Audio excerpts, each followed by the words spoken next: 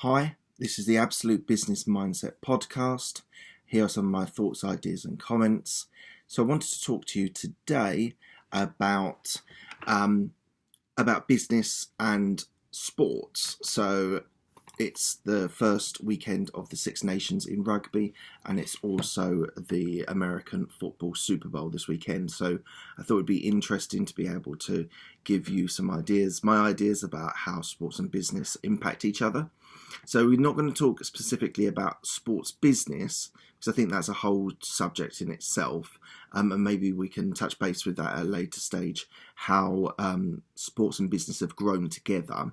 So there's a valid podcast there, so I'll look into that as well. But what I want to talk about is the sort of the players side of it, and the sort of drill down onto the behaviours and the mindset of the sportsman, and how that is replicated in business, and equally how what things we can learn from the best practices, let's say in sports, that we can learn in business, and sort of flip it onto trying to understand those good habits, that good mindset we can replicate in business. So what I want to talk about first of all is about preparation. So excuse me.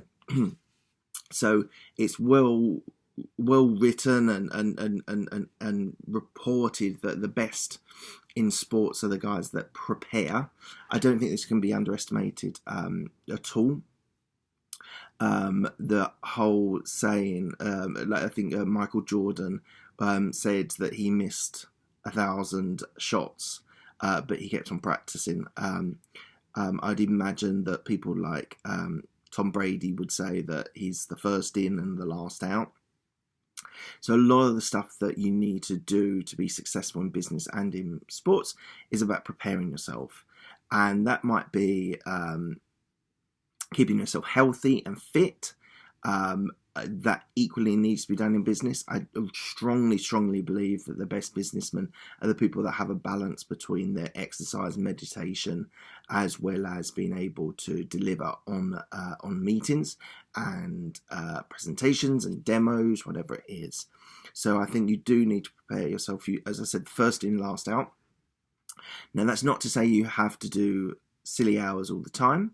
But to be honest, I don't know anyone that's cut corners either in business or sports that's been successful. Sometimes there are late nights, sometimes there's early starts, and the people that are most dedicated, who put in the hours, are the people that invariably are more successful. So you do have to accept that if you're going to be very successful in business.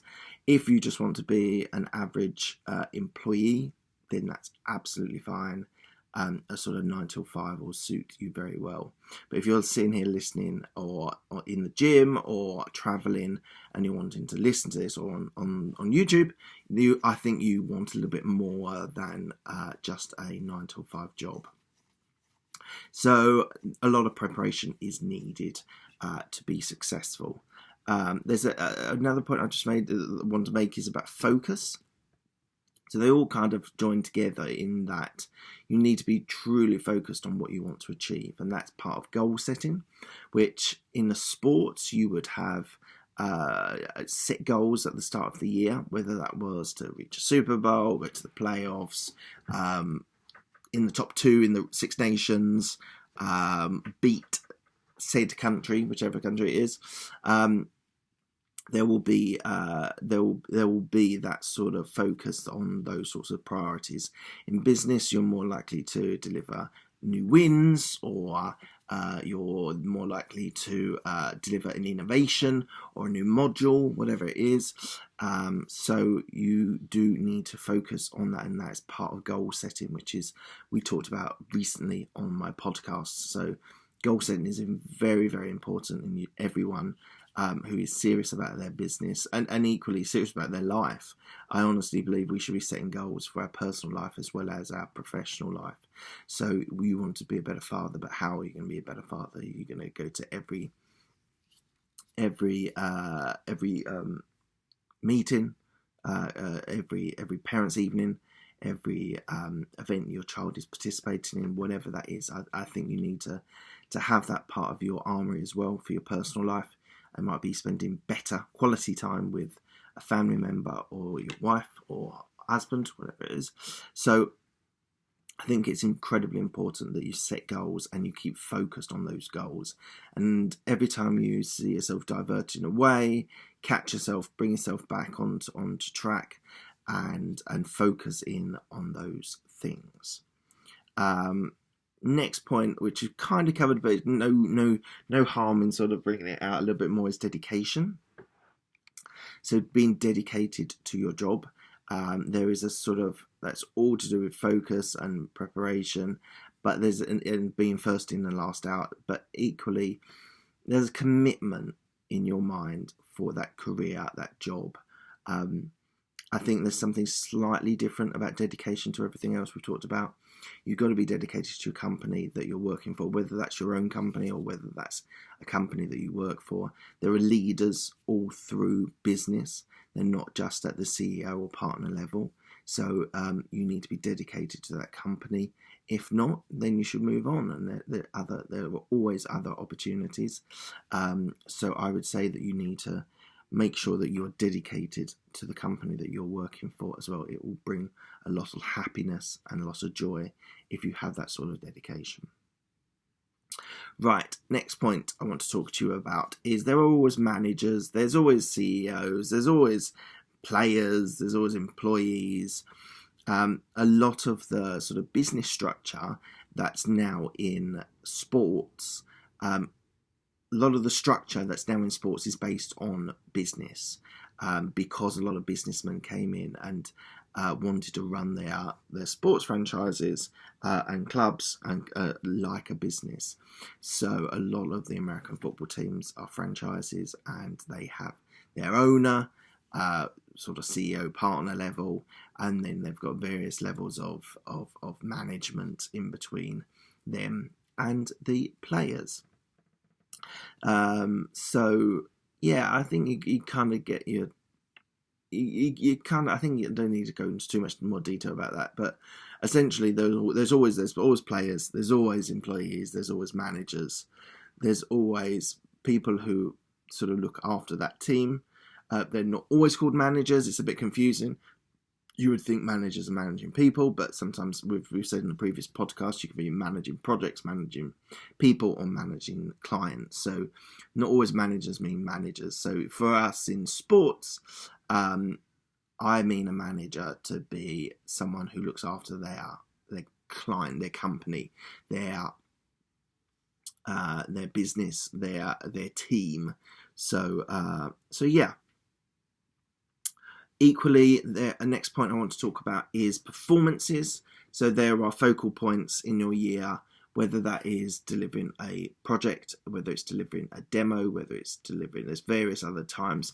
Recently, I just did a demo, an all-morning demo, which was a sort of focal point, a sort of performance period where sort of high stakes, high delivery, high success or failure equally are on the cards. So just as there's a Super Bowl, just as there's a Six Nations, there is also a demo or a presentation or an announcement of a report, whatever it is.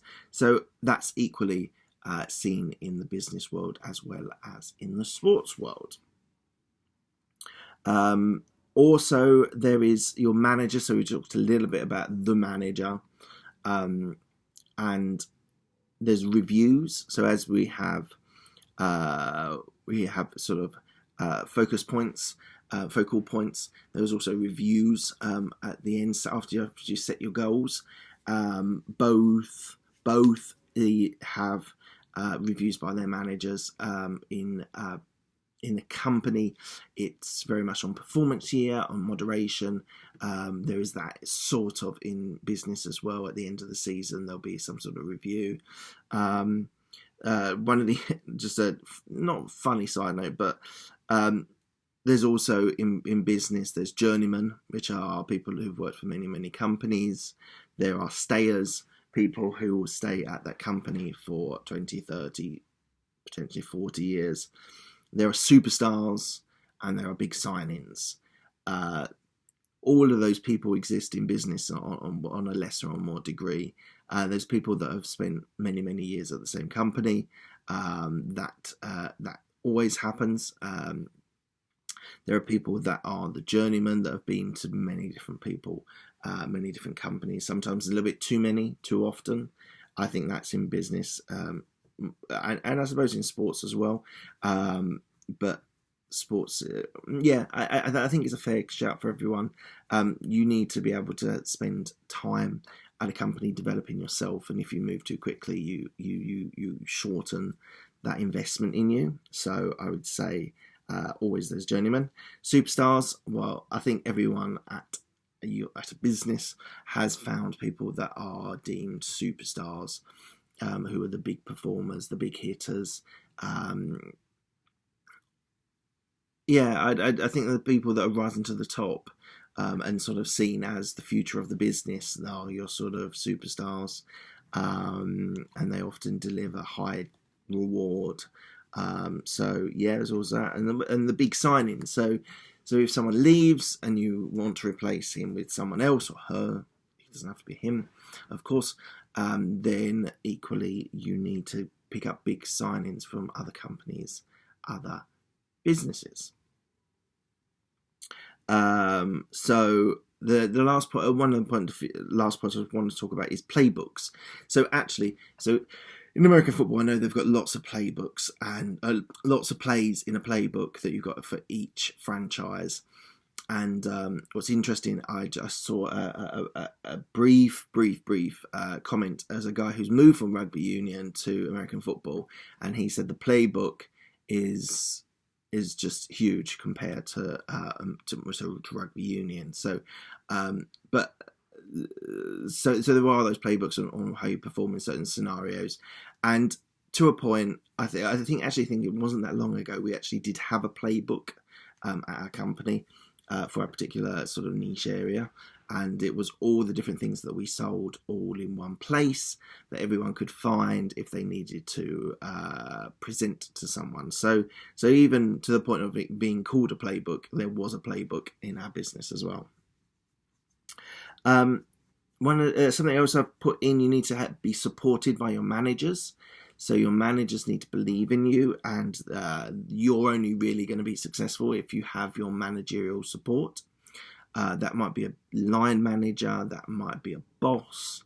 You kind of need buy-in from your managers, just in the same way that you need buy-in from your sports manager as well, the people who are leading that business.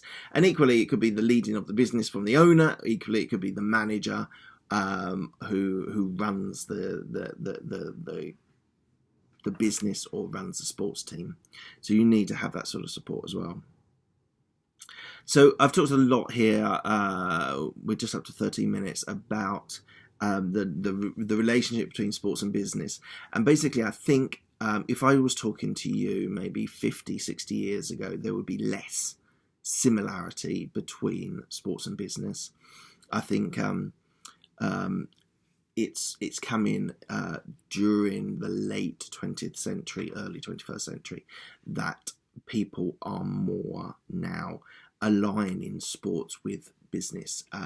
Mainly, it initially would come down from the sports teams, CEOs or owners who want to run their sports teams like businesses more, because you invest in a sports team or in a franchise and it just sucks up money. You just get more and more money in. So sponsorship deals have come in, which have been incredibly important for business. You can get sponsorship deals in business, but I think it's more just to say like supporting companies, whether it's a sales force or a team sponsoring your shirt. They're all required for business or sports. So we've talked about this a lot, but I think you do need to sort of take a pinch of salt with this and understand you can't base your performance purely on a sports relationship.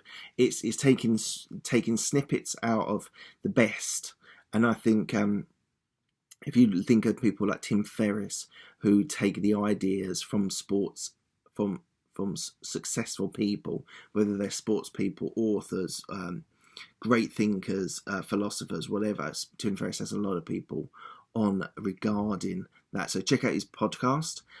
Really, really interesting. Love it. Listen to it every week. And I would suggest you do that as well. Thinking about how the best in the world break down their habits, etc. So great podcast. Look out for that. So it's taking it with a pinch of salt. You don't want to overdo it. But yeah, it's an interesting exercise. I think all the sort of goal setting and the performance and the dedication and the preparation are all incredibly important for both sports and business. Excuse me. So yeah, take it as a pinch of salt, but worth thinking about. And any of those that you admire, you might want to listen to documentaries or on YouTube or find books about those people. And the best way to learn from the greatest is by reading and listening to what their message was and why and how they did those things to be great. Behind every successful sports person, there is hours and hours and hours of practice. So I would say practice is incredibly important as well. All right, that's the podcast. Check me out on Mark Hayward on Twitter, on Instagram. You'll find this on YouTube. Check out Mark Hayward. Then equally, podcast is on iTunes, Stitcher, Spotify, Google Play, and other places. Check it out. And that's it from the Absolute Business Mindset. I've been Mark Hayward, and thank you very much.